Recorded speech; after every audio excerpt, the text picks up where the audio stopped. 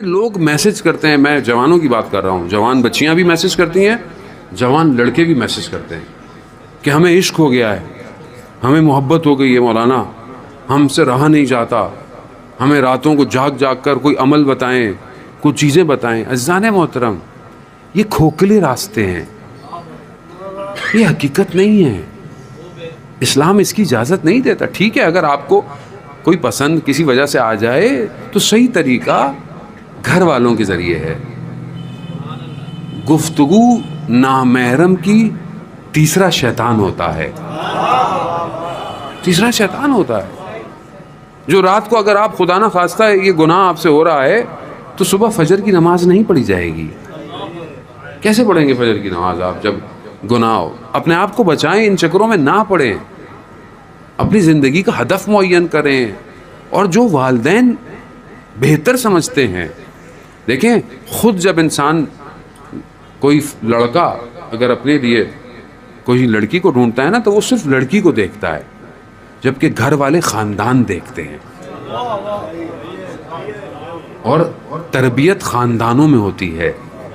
یہ ضروری ہے، اس کو سمجھیں، یہ ذمہ داری ہے کہ کل کو آپ کے آغوش میں امام کا سپاہی پیدا ہوگا تو آپ اپنے آنے والی اولاد کے لیے ایک صالح ماں ڈھونڈیں، نہ صرف ایک تصویر کہ انسان اس پر دیکھے۔ اور اس لیے مولا کائنات ارشاد فرماتے ہیں نا کہ اللہم صلی علی محمد امام فرماتے ہیں تمہارے نفس کی کم سے کم قیمت جنت ہے، کم سے کم قیمت۔ اگر تم بیچنا چاہتے ہو نا اپنے نفس کو تو جنت سے کم نہیں بیچنا۔ ایک تصویر کی خاطر، ایک تعلق کی خاطر، ایک بات کی خاطر نہیں، جنت کم سے کم جنت ہے۔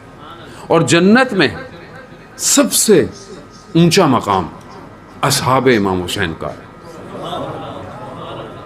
جنت کی نعمتیں تمنا کریں گی کہ یہ ایک نگاہ ہمیں دیکھ لیں، مگر نہیں دیکھیں گے۔